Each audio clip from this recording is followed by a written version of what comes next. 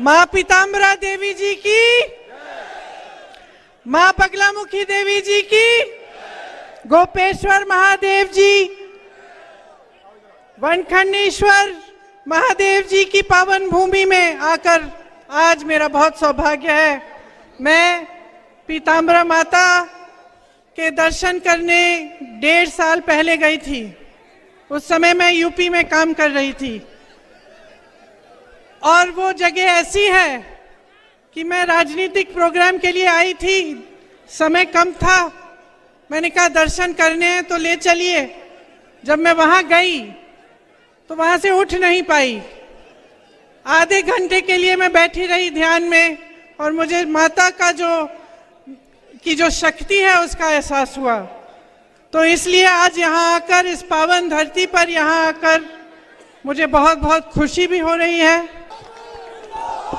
खास तौर से मेरी प्यारी बहनों और मेरे भाई, आप यहाँ काफी समय से मेरा इंतजार कर रहे हैं, मेरी बातों को सुनने आए हैं। इसके लिए आपका बहुत बहुत धन्यवाद और आपका भी इस सभा में स्वागत। ये संतों और महात्माओं की तपोभूमि है, जैन समाज की तपोभूमि है, राजा वीर सिंह देव की धरती है। आप सबको मेरा प्रणाम और सादर नमस्कार। देखिए, अपना भाषण शुरू करने से पहले मैं कुछ घोषणाएं आपके सामने रखना चाहती हूं जो कांग्रेस पार्टी ने इस चुनाव में मध्य प्रदेश की जनता के लिए की हैं। उसके बाद मैं अपना भाषण शुरू करूंगी। महिलाओं के लिए आपने सुना होगा कि प्रतिमाह 1500 रुपए सरकार आने पर हम दिलवाएंगे। गेहूं का समर्थन मूल्य 2600 रुपए बनाएंगे। आज भी छत्तीसगढ़ में कांग्रेस की सरकार धान के लिए 2400 से अधिक दे रही है। धान के लिए समर्थन मूल्य आपको 2400 मिलेगा। किसान के कर्ज माफ करने का काम हमारी सरकार ने शुरू किया था जब सरकार बनी थी। फिर आप सबको मालूम है कि उसका क्या हुआ, सरकार को किस तरह से गिराया गया। लेकिन वो काम हम फिर से शुरू करेंगे। अगर हमारी सरकार आएगी तो हम किसानों के कर्ज माफ करना शुरू करेंगे। 100 यूनिट बिजली माफ होगी, 200 यूनिट बिजली बिल हाफ होगी, मतलब आधी होगी। पुरानी पेंशन लागू की जाएगी। आप सब इसके बारे में मैं थोड़ी लंबी चर्चा बाद में करूंगी। गैस सिलेंडर 500 रुपए में मिलेगा। 5 हॉर्स पावर की सिंचाई की बिजली मुफ्त मिलेगी।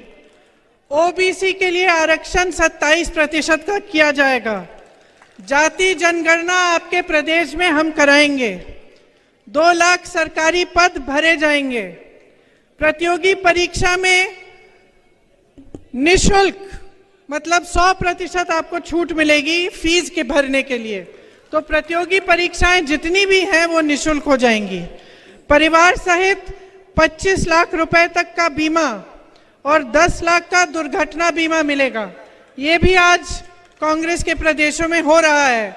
राजस्थान में 25 लाख तक मुफ्त इलाज हो रहा है। पढ़ो और पढ़ाओ योजना है जो कांग्रेस कह रही है कि करेगी। इसमें कक्षा 1 से 12 तक निःशुल्क शिक्षा होगी। कक्षा 1 से 12 तक जो बच्चे स्कूल में भर्ती होंगे और जो पढ़ाई के लिए जाएंगे उनको हर महीने 500 से लेकर 1500 रुपए उनके परिवारों को दिए जाएंगे, उनको प्रोत्साहित करने के लिए और जो स्कूल का सामान है वो खरीदने के लिए। तो देखिए, ये थी घोषणाएं। अब घोषणाएं तो सब करते हैं कि नहीं? भाजपा वाले भी करते हैं। कितनी घोषणाएं की हैं उन्होंने यहाँ? 22,000। कभी उनके नेता आए ना तो पूछ लीजिए, किसी को भी 22,000 घोषणाएं अगर याद हो, खड़े होके सुना दे, है ना? पब्लिक को तो याद नहीं है। मैं तो कहती हूँ नेताओं को भी याद नहीं रह सकती है, क्योंकि वो कुछ अलग तरह की घोषणाएं होती हैं। वो खोखली घोषणाएं हैं जो चुनाव के समय की जाती हैं। जैसे आपकी जो लाडली योजना है, बहनों बताइए, 18 सालों से सरकार है तो 2 महीने पहले क्यों की है घोषणा? क्या 2 महीने पहले से, जब 18 सालों से आप गरीबी और संकट का सामना नहीं कर रहे थे? तो ये लोग जो घोषणाएं करते हैं वो ये समझ के करते हैं कि भाई जनता को हम बेवकूफ बना सकते हैं। जनता को, पब्लिक को क्या नहीं कहा इन्होंने? आपको कहा कि आपको रोजगार दिलवाएंगे, बताइए मिले? हाथ उठा लो जिसको रोजगार दिया है। 3.5 सालों में 21 रोजगार दिए हैं, 21 रोजगार। वहां बगल में छत्तीसगढ़ में कांग्रेस की सरकार है, पूरे देश भर में सबसे कम बेरोजगारी का दर छत्तीसगढ़ में है। यहां 18 सालों से सरकार में 3.5 सालों में 21 रोजगार दिए हैं। कोई स्कूल या कॉलेज खोला है? बंद किए हैं। 7,000 से अधिक स्कूल मध्य प्रदेश में बंद हो चुके हैं। अस्पतालों में सुविधा मिलती है, स्वास्थ्य सुविधा? बताइए, बीमार पड़ते हैं तो कहाँ जाना पड़ता है? प्राइवेट में जाते हैं कि सरकारी अस्पताल में? कहाँ? प्राइवेट के में जाने के लिए पैसे कहाँ हैं? कमाई ही नहीं है। और स्वास्थ्य सुविधाओं में जितने भी अस्पताल हैं, स्वास्थ्य सुविधा है मध्य प्रदेश की, हर स्तर पे अगर आप उसको देखेंगे, हर स्तर पे पद खाली पड़े हैं, पद खाली हैं। अब नौजवानों हाथ उठाओ भाई, पढ़ाई कितनी की है तुम लोगों ने? सबने की है? सबने किया लगभग। आजकल तो सबसे गरीब से गरीब परिवार में सबसे पहले बच्चे को पढ़ाते हैं। कैसे भी मेहनत कर लें, दिन रात खेती में मेहनत कर लें, कहाँ भी कर लें, ये सबसे जरूरी महत्वपूर्ण चीज होती है हर परिवार के लिए कि हमारे बच्चे पढ़ लिख लें ताकि रोजगार मिल जाए। यहाँ परिस्थितियां ये हैं कि तमाम बच्चे पढ़े लिखे हैं। ऐसी बात नहीं है कि पढ़े लिखे नहीं हो आप। भर्ती की परीक्षाएं देते हो, क्या होता है? घोटाला होता है, रोजगार नहीं मिलता। पढ़ते हो, लिखते हो, फीस भरते हो, प्राइवेट में ट्यूशन लेते हो, फिर भी कुछ नहीं मिलता। ये परिस्थितियां हैं। और आपकी शिक्षा के लिए, आपके स्वास्थ्य के लिए कुछ नहीं किया गया। इन्होंने कहा था महंगाई घटाएंगे, किसानों की आय दुगनी होगी। बताइए, किसानों की आय दुगनी हुई? महंगाई बढ़ी है कि घटी है? अभी धनतेरस था, बर्तन खरीद पाए थे? ये ऐसा होना चाहिए कि त्योहार आ रहा है और घबराहट हो कि भाई त्योहार आ रहा है, लिपाई पुताई करनी है, खाना बनाना है मेहमानों के लिए, पटाखे खरीदने बच्चों के लिए, और घबराहट होनी चाहिए कि कैसे करेंगे। ये परिस्थितियां हो गई हैं आपकी। यहाँ पे आपके लिए कुछ नहीं किया है इन्होंने। किसानों को देखिए, खाद, बीज, ट्रैक्टर, हर चीज पे टैक्स, डीजल पेट्रोल के दाम आसमान छू रहे हैं, आपको कोई राहत नहीं। आपके कर्ज माफ करने की बात उठती है तो कहते हैं पैसा नहीं है। अडानी जी के कर्ज धड़ाधड़ माफ कर रहे हैं, बड़े बड़े उद्योगपतियों के हजारों करोड़ माफ हो रहे हैं। ये परिस्थितियां आपकी। अब किसानों की बात देखिए, यूरिया की क्या हालात है? यूरिया को लेने के लिए या मिलने के लिए क्या हालात है? लंबी लंबी कतार है कि नहीं है? आपको मालूम है गोदाम में यूरिया के बोरे हैं। अभी हाल ही में अखबारों में आया था कि जो चुनाव आयोग है उन्होंने वितरण बंद कर दिया है। अब अखबारों में बहुत चीजें आती हैं, ये मुझे लगा कि आपके सामने मुझे रखनी चाहिए कि मैंने पढ़ा कि इसीलिए बंद किया है इनका वितरण, क्योंकि इस पे मोदी जी की फोटो चिपका दी, और मोदी जी की फोटो चुनाव के समय चिपका दी तो चुनाव आयोग ने कहा भाई इस समय आप नहीं बांट सकते। तो किसान त्रस्त है, परेशान है, पूरा सीजन निकल जाएगा, वो खेती में खाद नहीं डाल सकता। वो जाता है खाद लेने के लिए तो या तो खाद मिलती नहीं है या उसे कहा जाता है कि पहले अपना कर्ज भरो। तो क्या करेगा किसान? महंगाई से परेशान है। जैसे मैंने कहा, डीजल, पेट्रोल, टैक्स, सब कुछ, जितनी भी चीजें हैं, ट्रैक्टर है, खाद है, कुछ भी है, उस पर टैक्स है। डीजल पेट्रोल इतने महंगे हो गए, ऊपर से खाद नहीं मिलता। तो क्या करेगा? और कब तक आप इन परिस्थितियों को सहते रहोगे? आपकी मेहनत बर्बाद हो रही है, आपका जीवन निकला जा रहा है। आप जितने भी आपके सपने हैं, आप जो काम करना चाह रहे थे, अपने बच्चों के भविष्य को बनाना चाह रहे थे, उनको आपको परे करना पड़ रहा है। और देखिए, दरअसल एक बात समझ लीजिए, इनके जो सारे नेता हैं ना, बड़े विचित्र टाइप के नेता हैं। पहले तो हमारे सिंधिया जी, जानते हैं? मैंने उनके साथ यूपी में काम किया।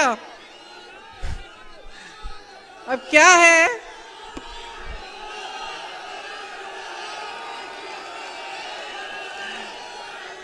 कि कद में थोड़े छोटे पड़ गए हैं?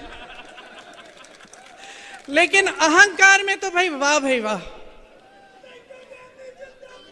जब हम काम कर रहे थे यूपी में काम कर रहे थे, तो देखो यूपी वालों की, तो हम भी यूपी के हैं, आदत है हम लोग शिकायत, गुस्सा, नाराजगी सब निकाल देते हैं।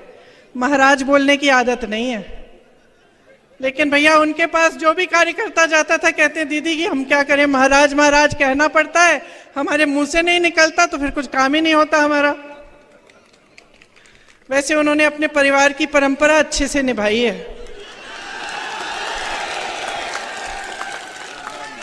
विश्वासघात तो बहुतों ने किया है, लेकिन इन्होंने ग्वालियर और चंबा की जनता के साथ विश्वासघात किया है। आपके पीठ में छुरा भोंका है, बनी बनाई सरकार को गिरा दिया। और वो बनी बनाई सरकार आपकी थी, आपने वोट दिया था उसके लिए। 3.5 साल से इस सरकार ने आपको 21 रोजगार दिए हैं। वो सरकार कांग्रेस की थी। मैंने जैसे कहा, छत्तीसगढ़ में देखिए बेरोजगारी का दर क्या है, आप ही के साथ धोखा हुआ है। इनकी नेताओं की बात कर रहे हैं तो दूसरे यहाँ के आपके गृह मंत्री महोदय जी की हो जाए।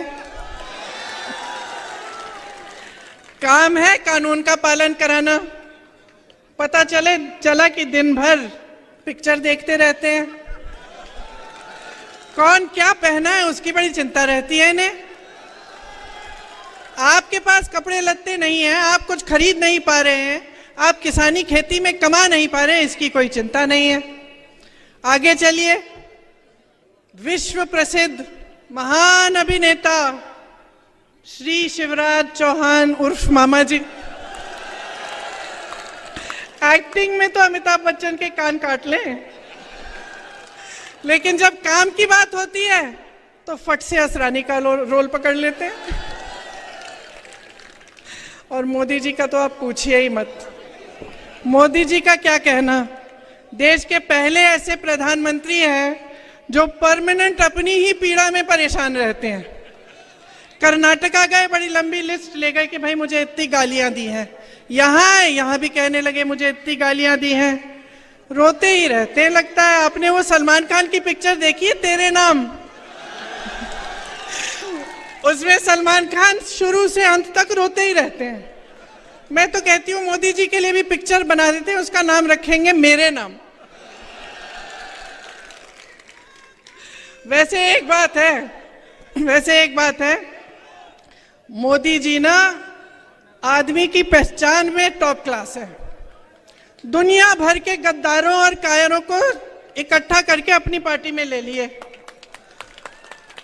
मुझे तो बेचारे आरएसएस और भाजपा के जो अच्छे कार्यकर्ता हैं, जो सालों से संघर्ष कर रहे हैं अपनी पार्टी के लिए, उन पे तरस आती है कि क्या पता ये कायरों की सेना ही उनकी पार्टी को चलाने ना लगे। ये है हालात। अब मजाक एक तरफ, आपके काम की बात करते हैं। देखिए, मैं आपसे एक सीधी सी बात कहती हूँ, हम मध्य प्रदेश में हैं, बगल में छत्तीसगढ़ है, वहां कांग्रेस की सरकार है, यहाँ भाजपा की सरकार है। तो देखते हैं भाई आपकी सरकार ने क्या किया, छत्तीसगढ़ की सरकार ने क्या किया, और देखते हैं का मतलब ये नहीं है कि प्रियंका गांधी स्टेज पे खड़ी है कह रही है तो आप मान जाए। मत मानिए, आप खुद पता करिए। कोई छत्तीसगढ़ में रहता है, राजस्थान में रहता है, कांग्रेस में के किसी अन्य प्रदेश में रहता है, तो आप खुद पता कर लीजिए वहां की परिस्थितियां क्या है। मेरी बातों पे मत चलिए, मेरा काम है आपको बताना, मैं बताऊंगी। देखिए, छत्तीसगढ़ में किसानों के कर्ज माफ हुए। मैंने आपसे कहा कि धान 2600 रुपए का, हम 2600 हो गया है, अब पहले 24 था, अब 2600 हो गया है, 2600 में खरीद रहे हैं। वहां वन उपज के लिए समर्थन मूल्य मिल रहा है।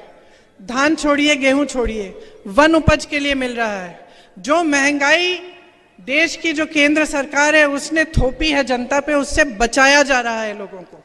जो आपके पैसे हैं आपकी जेब में वापस दिए जा रहे हैं। यहां जब भी ये सवाल उठता है भाजपा के प्रदेशों में, उनकी सरकारों में, तो जवाब यही आता है कि पैसे नहीं है। आप ओपीएस को देखिए, कांग्रेस के हर प्रदेश में आज ओपीएस लागू है। हमने ओपीएस लागू किया, वहां उन्होंने पैसे रोक रखे हैं छत्तीसगढ़ में, कि जब हम लागू कर भी रहे हैं तो वो कह रहे हैं हम नहीं देंगे। क्यों?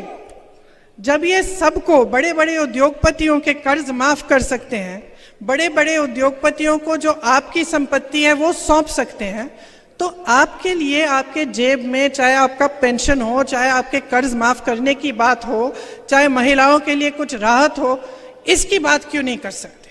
ये क्यों नहीं कर सकते हैं?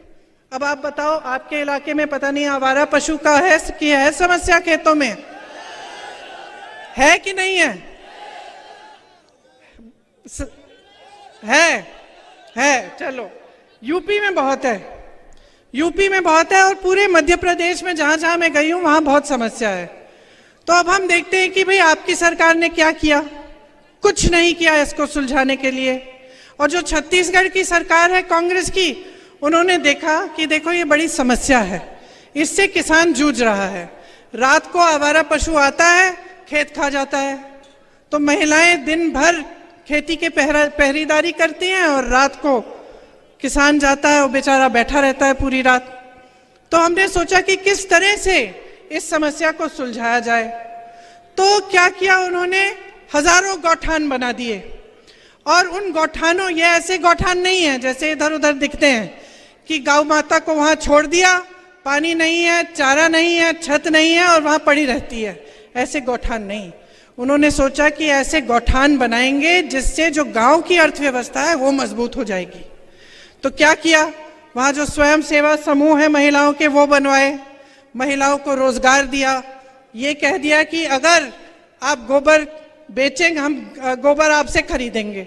सरकार जनता से कहा कि हम गोबर खरीदेंगे। तो क्या हुआ? लोगों ने आवारा पशु रखने शुरू किए, क्योंकि उससे कमाई शुरू हो गई। तो आवारा पशु रखना शुरू किया, उसकी गोबर सरकार ने खरीदी, उसमें से गोबर गैस बनाया, अन्य ऐसी चीजें बनाई, और गौठान में खूब रोजगार दिलवाए, खासतौर से महिलाओं को। तो वहां मैं ऐसी महिलाओं से मिली हूं जो उन गौठानों में काम करके अपने स्वयं सेवा समूह द्वारा 1 लाख से 6 लाख रुपए कमा रही हैं महिलाएं। तो एक बड़ी समस्या थी, उसको सुलझाने के लिए दिमाग लगाया गया और ये तय किया गया कि हम इस तरह से सुलझाएंगे कि जनता की सुविधा हो जाएगी। और आज मध्य प्रदेश में किसान उसी से जूझ रहा है। मैं तो कहती हूँ नकल ही कर लेते। छत्तीसगढ़ में जो प्रोग्राम है, जो योजना है, उसकी नकल करके यहां कर लेते हैं, उतना भी नहीं किया। तो जो आपकी बड़ी बड़ी समस्याएं हैं उससे आज आप जूझ रहे हैं, बहुत परेशान हैं। गांव को मजबूत करने की जो बात होती है ना, वो शुरू में महात्मा गांधी जी ने की थी। ग्राम स्वराज कहते थे उसे। कहते थे कि जब तक ग्राम स्वराज पूरी तरह से नहीं होगा तब तक ये देश पूरी तरह से स्वतंत्र नहीं हो सकता, ये कहते थे गांधी जी। तो जो कांग्रेस की सरकारें हैं वो चाहते हैं कि ग्राम में मजबूती आए, गांव में, मतलब जो गांव का गरीब है उसे ग्रामीण रोजगार भी मिल जाए, उसे पलायन करने की जरूरत ना हो। तो इसीलिए मनरेगा जैसी स्कीम कांग्रेस पार्टी लाई थी। आप जानते हैं कि मनरेगा की स्कीम से आपको ग्रामीण रोजगार मिलते थे। खेती किसानी पर और जोर डाला ताकि आपको समर्थन मिले, सरकार मदद करे, आपकी सहायता करे ताकि आप कमा पाएं अपनी खेती से।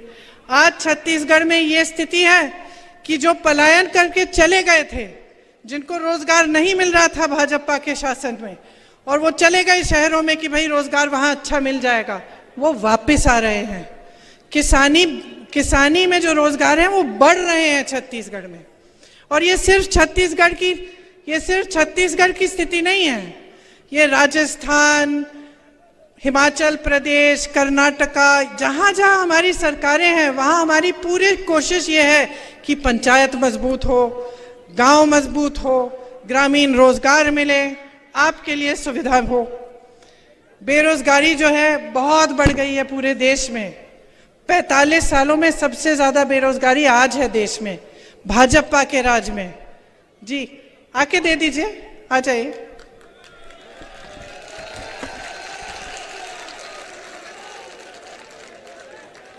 इधर से आ जाइए।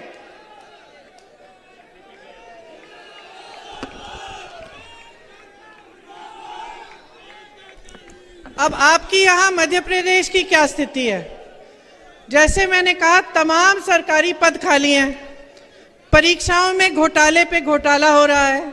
3.5 साल में 21 रोजगार दिए हैं आपको, और रोजगार आखिर ये देंगे कहां से? जो बड़ी बड़ी कंपनियां थी, सारे अपने दोस्तों को इन्होंने पकड़ा दी हैं। मोदी जी ने जो बड़ी बड़ी सरकारी कंपनियां थी वो, और जो जहां से रोजगार मिलता था, जो हमारे बंदरगाह है, जो हमारे एयरपोर्ट है, जो हमारे हवाई अड्डे हैं, सब अपने बड़े बड़े उद्योगपति मित्रों को दे दिए। तो वहां से तो रोजगार आना नहीं है। फिर लोग खेती में रोजगार मिल जाता था। अब किसान को इतना परेशान कर रखा है महंगाई से, और इनकी सहायता करने के बावजूद इनको और परेशान किया हुआ है। तो खेती से नहीं मिल रहा है रोजगार। अच्छा, फिर रोजगार मिलता था छोटे उद्योगों से, जो जैसे यहाँ दुकान है, ये छोटे छोटे जो उद्योग दिख रहे हैं, यहाँ दुकान दिख रहे हैं, इनमें से रोजगार मिलता था। आपने नोटबंदी थोप दी, उसके बाद आपने जीएसटी डाल दी, बीच में कोरोना आ गया।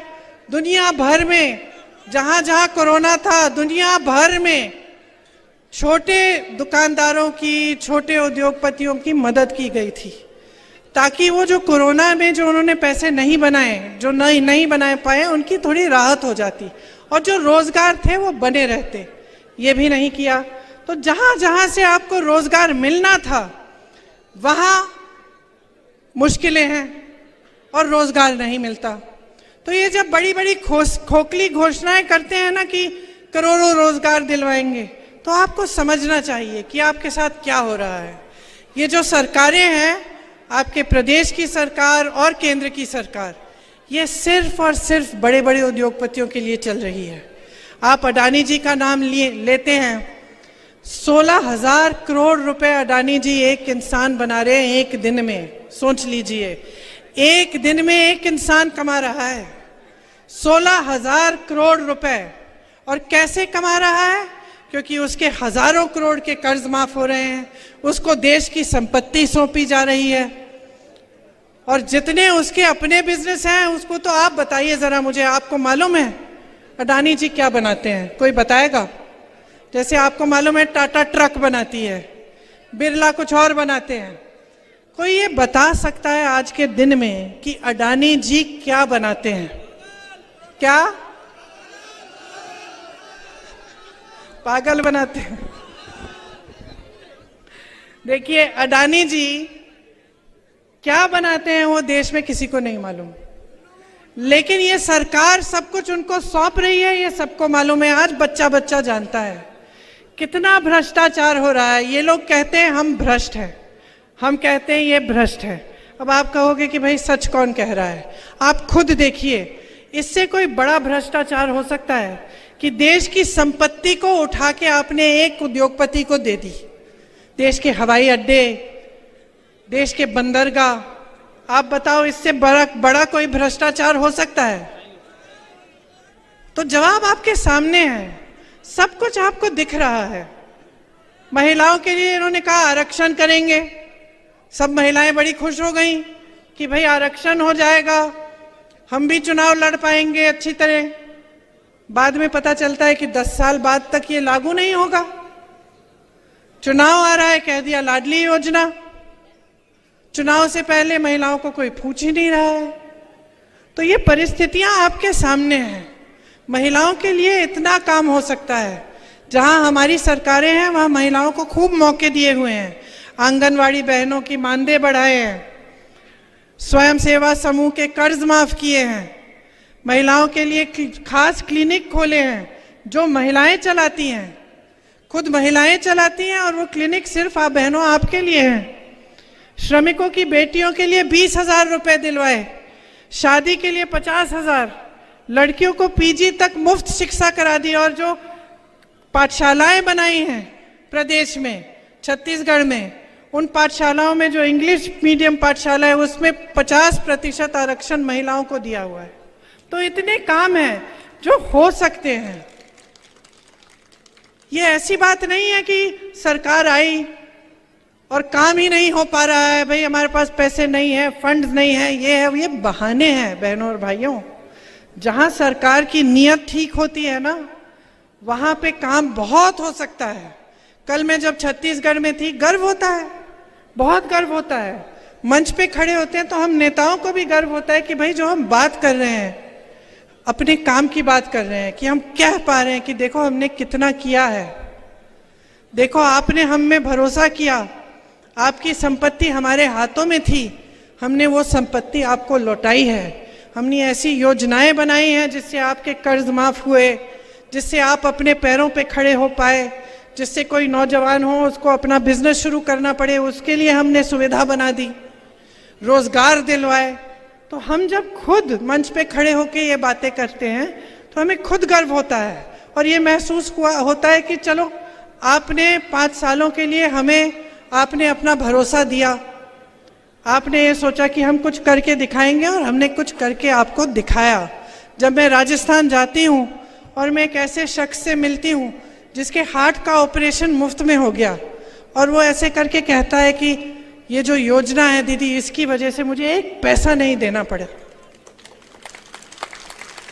तो अच्छा लगता है, क्योंकि एक जिम्मेदारी होती है आपके प्रति, एक जवाबदेही होती है।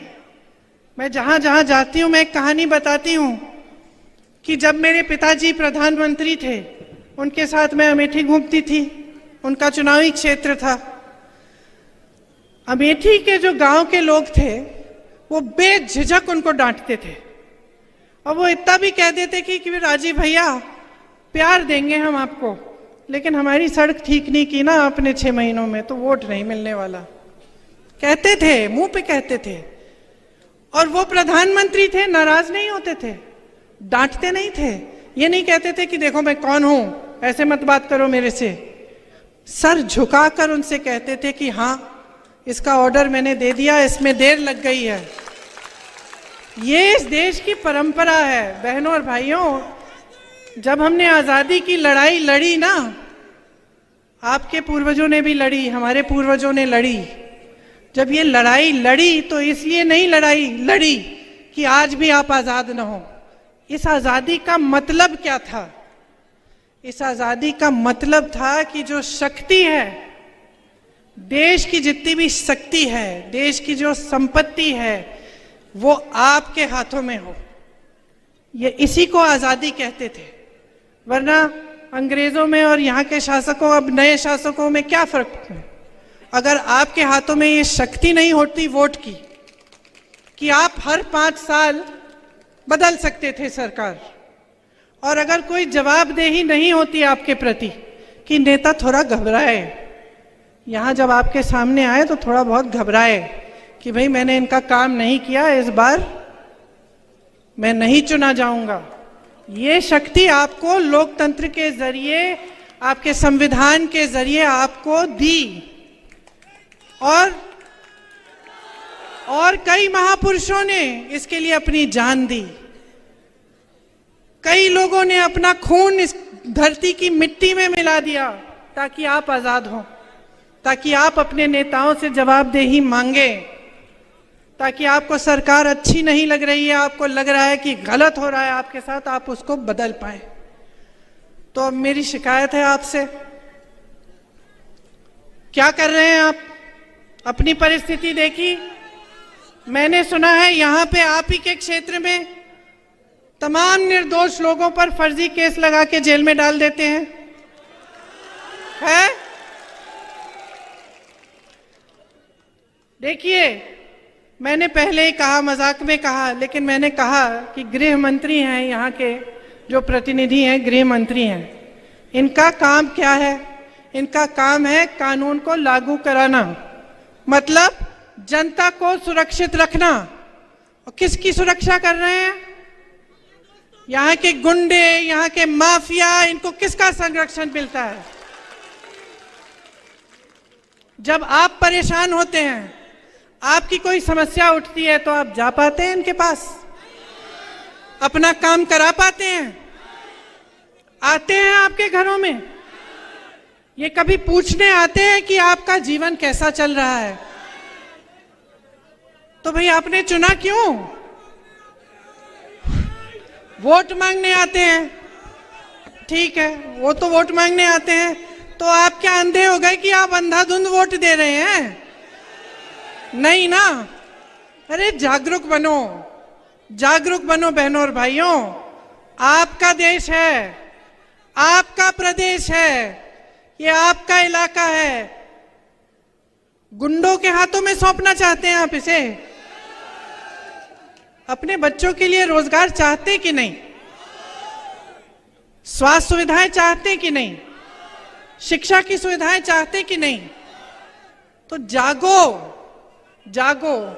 देखो आज देश में ना एक अजीब सा सिलसिला बन गया है।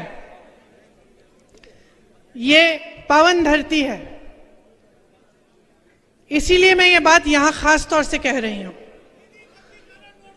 धर्म के नाम पर जो आपका वोट लेने आता है, उसके मन में एक बात बहुत अच्छी तरह से बैठ गई है। आप ये बात सुन लो भाइयों और बहनों, ये बात बैठ गई है कि मैं कुछ भी कर लूंगा, मैं चाहे एक काम नहीं करूं जनता के लिए, मैं चाहे एक सड़क ठीक नहीं करूं, एक टूटी में भी पानी न आए, समस्या उठी किसानों की, मैंने आंख मूंद के दूसरी तरफ मैंने देख लिया, मैं सब कुछ कर सकता हूं, बशर्ते चुनाव के समय में मंच पे खड़ा होकर धर्म की बात करूं। लोगों के जज्बात उभर जाएंगे, लोग धर्म की बात मानते हैं और धड़ाधड़ मुझे धर्म के नाम पर वोट मिल जाएंगे। ये बात सही है कि नहीं है? जो नेता ये समझ गया है कि मुझे काम करने की जरूरत नहीं है, मैं धर्म या जाति की बात करूंगा और उस आधार पे मुझे वोट मिल जाएंगे, वो नेता काम बंद करना शुरू करेगा। वो करेगा ही नहीं। कल को आप ये जो नेता यहाँ पे हम लोग बैठे हैं सब, कल हमें आप छूट दे दो, हमें आप कह दो कि भाई काम करने की जरूरत नहीं है, आप हमारी जज्बात की बातें करो, आपको वोट मिल जाएगा, तो हम भी बैठ जाएंगे। क्यों नहीं? ये तो इंसान की फितरत होती है। जब जवाबदेही नहीं है, जिम्मेदारी नहीं है, तो इंसान बैठ जाता है। घर में ऐसा होता है, आप अपने बेटे को कोई जिम्मेदारी ना दो, उसको खिलाते रहो, पिलाते रहो, घर में बैठा रहता है। क्या करेगा? बाहर जाके नौकरी ढूंढेगा? नहीं ढूंढेगा। जब बेटा गलत करता है, काम नहीं करता, या मान लो कहीं किसी के घर में चले गया, कुछ उठा के ले आया, तो माँ उसको डांटती है, उसको थप्पड़ मारती है, कहती है कि क्या चोरी करके लाया, जा वापस दे, कहती है कि नहीं? तो तुम बच्चों को डांटते हो, बच्चों को सुधारने की कोशिश करते हो, नेताओं को क्यों नहीं सुधार रहे?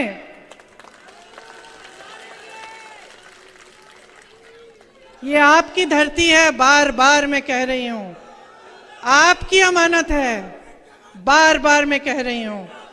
लोकतंत्र ने शक्ति आपको दी है, ये जो आपका वोट है ना, सबसे बड़ी शक्ति है, इसको मत नकारो, इसको खाम-खा धर्म के नाम पर, जाति के नाम पर मत दो। इसको एक ही आप एकदम अपना ध्यान जो है ना केंद्रित कर लो अपने विकास पे, अपने भविष्य पे, अपने बच्चों के भविष्य पे। आपको याद है महाभारत में जब अर्जुन ने यूं अपना बाण पकड़ा, एकदम अपना ध्यान केंद्रित कर दिया मछली की आंख पे, उसी तरह अपना ध्यान केंद्रित करो, नहीं तो छूट जाएंगे 5 साल और। जो बर्बादी आप देख रहे हो, जो ये घोटालों वाली सरकार है, एक के बाद एक भ्रष्टाचार की सरकार है, समझ लो इसका नुकसान कोई नेता नहीं भर रहा है, कोई नेता नहीं भर रहा है। इसका नुकसान आप भर रहे हो, आपके बच्चे भर रहे हैं, आप भुगत रहे हो। भ्रष्टाचार से मालूम है सबसे ज्यादा नुकसान किसको होता है? युवाओं को, सबसे ज्यादा। ये पैसा आता कहाँ है? जब हम सुनते हैं कि फलाना घोटाला हो गया, 2000 करोड़ रुपए का घोटाला, 3000 करोड़ रुपए का घोटाला, व्यापम घोटाला, किसी और का घोटाला, तो ये जो 2000-3000 करोड़ हम किसकी बात कर रहे हैं? किसके पैसे हैं ये? एक दूसरे से तो नहीं ले रहे हैं ये नेता, नहीं ना, किसी दूसरी राजनीतिक पार्टी से भी नहीं ले रहे हैं। किससे ले रहे हैं? आपसे ले रहे हैं। लोकतंत्र में ना सरकार की कोई संपत्ति नहीं होती है, जनता की होती है। जितनी भी संपत्ति है आपकी है। तो आपको जागरूक बनना पड़ेगा। और जब मैं कहती हूं ध्यान केंद्रित करो तो सोचो भाई सरकार हमें क्या दे रही है। क्या महिलाओं को हर महीने कुछ मिल रहा है?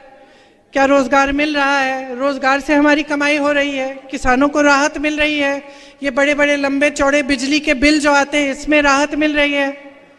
पूछो, क्योंकि ये सब आपका अधिकार है। कोई आप पर एहसान नहीं करता। हम जब कहते हैं ना, नेताओं की आदत भी खराब कर दी आपने, कहते कि हम दे रहे हैं, हम आपको हर महीने पैसे देंगे, कहते हैं ना सब नेता, कहते हैं कुछ नहीं दे रहे हैं, ये सब आपका पैसा है, आपको वापस कर रहे हैं। कहना चाहिए हम आपका पैसा लौटा रहे हैं, ये कहना चाहिए। तो आदत खराब मत करो। अब बहुत समय हो गया है, 18 सालों से भुगत रहे हो। अगर आपने खुद अपने जीवन में खूब तरक्की देखी है, आप खुश हो, आप परेशान नहीं हो, तो ठीक है, फिर से भाजपा की सरकार बना दो। नहीं, मैंने सुना है कि इस बार खासतौर से दतिया में बदलाव आ रहा है। मैंने सुना है कि खनन माफिया, लैंड माफिया से आप छुटकारा चाहते हैं। मैंने सुना है कि जो भ्रष्टाचार हो रहा है, जो मिलावट हो रहा है, नशाखोरी हो रही है, इससे आप छुटकारा चाहते हैं। सही सुना है? तो मन बना लो, मन बना लो भाई और बहनों। इतना मुश्किल नहीं है, एक वोट की बात है। आज आखिरी दिन है प्रचार का, सोच समझ के अपना वोट दो। मेरी दादी जी इंदिरा जी कहती थी कि जनता में सबसे ज्यादा विवेक है। जब जनता ने उन्हें हराया, मालूम है आपको, 77 में उनको हराया, अपनी ही सीट हार गई थी, काफी समय के लिए मायूस थी, घर में ही बैठी रहती थी, कुछ महीनों के लिए कमरे में ही रहती थी। उस समय उन्होंने ये नहीं कहा कि जनता ने गलत किया, उस समय उन्होंने ये कहा कि मुझसे कुछ गलती हो गई होगी, मैंने कुछ ऐसा किया है जिससे जनता नाराज है और मुझे उसमें सुधार लाना है। ये होता है असली नेता।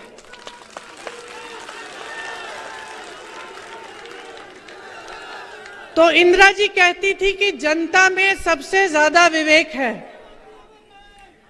उनके दिल में आपके लिए श्रद्धा थी, वही श्रद्धा हम सबके दिलों में है। इसलिए मैं यहां आती हूं, आपसे वोट नहीं मांगती, आपसे शिकायत करती हूं और आपसे जागरूकता मांगती हूं, क्योंकि मेरे मन में भी आपके लिए श्रद्धा है। मैं जानती हूं कि ये लोकतंत्र है, आप ही सर्वोपरि हैं, नेता को बनाने वाले आप हैं, लेकिन ये बात आपको समझनी पड़ेगी। जब मैं कहती हूं ध्यान से सोच समझकर अपना वोट डालो, तो मैं यही कह रही हूं कि समझ जाओ कि आपके इर्द गिर्द क्या हो रहा है, क्या आपका इस्तेमाल किया जा रहा है, आपके जज्बातों के नाम पर, धर्म के नाम पर आपसे वोट मांगा जा रहा है, लेकिन काम के नाम पर कोई नहीं मांग रहा। आप एक ऐसी नई परिस्थिति बना लो ना कि जो भी आपके मंच पे आए, या तो आपके विकास का काम की बात करे या फिर आप सुने ही नहीं। नई परिस्थिति बनाओ। आप सोचो, हम 10-20 नेता बैठे हैं, आप हजारों की जनता हो, हमने फिजूल की बात शुरू की, आप चिल्लाना शुरू कर लो, बोलो हमें नहीं सुननी है बात, हमारे काम की बात सुनाओ, तो हम मजबूर हो जाएंगे ना।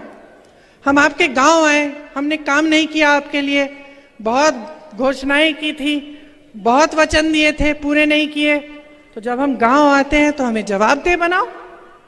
अमेठी की जनता करती थी, ज्यादा साल नहीं गुजरे हैं, बस ये हो गया है कि आपको जो धर्म के नाम पर जो जिस तरह से आपके सामने जो प्रचार किया गया है, उससे आपका नुकसान हुआ है। क्योंकि किसी को धर्म का इस्तेमाल नहीं करना चाहिए। धर्म हम सबके दिलों में है, हम हिंदुस्तानी हैं, चाहे किसी भी धर्म के हों। धर्म में हमारी बहुत आस्था है। तो मैं सिर्फ ये कहना चाहती हूं कि नेता के दिल में भी जनता के प्रति आस्था होनी चाहिए, वही आस्था होनी चाहिए, क्योंकि नेता का एक ही धर्म होना चाहिए, आपका विकास, आपकी तरक्की, आपको सशक्त बनाना। तो मैंने काफी लंबी बातें कर ली, लेकिन मेरी बातों को भूलो मत। परसों वोट देने जाओगे तो ध्यान से मेरी बातों को याद रखो। बदलाव लाना है, दतिया में बदलाव लाना है, मध्य प्रदेश में बदलाव लाना है। आपको अच्छे नेता मिले जो काम करके दिखाएं आपको, जो दिन रात एक करके दिखाएं आपको, जो आप ही के लिए समर्पित हैं। तो आप कांग्रेस को चुनिए, 5 सालों का मौका दीजिए। देखिए छत्तीसगढ़ में क्या हो रहा है, राजस्थान में क्या हो रहा है, कर्नाटका में क्या क्या नहीं हो रहा है। आप इन सब प्रदेशों में देखिए, और जो आपका अनुभव रहा है 18 साल का भाजपा की सरकार का, उसका आप इस्तेमाल करिए, उसके बारे में सोचिए। और उस आधार पर जब आप वोट डालेंगे, सोच समझकर, अपने विवेक का इस्तेमाल करके, तो मैं दावे के साथ कह सकती हूं कि बदलाव आएगा। एक बार मेरे साथ बोलिए जोर से,